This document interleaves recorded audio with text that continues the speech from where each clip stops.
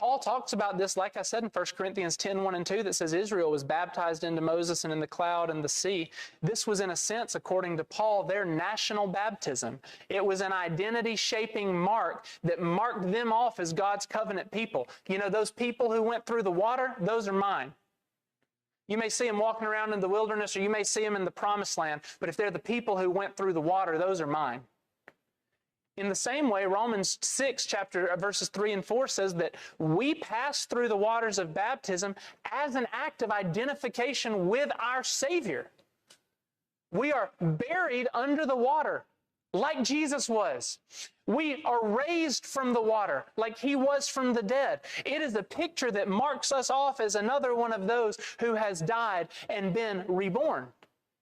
So baptism is your personal Red Sea crossing. You go down into the waters, buried with Jesus, picturing the drowning of all of Pharaoh's armies, the judgment that the water plays. Sin deserved death, and there you are dying.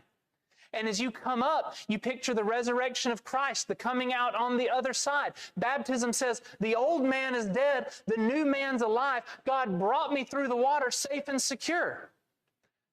I actually think I can build a whole theology of baptism off of this, by the way.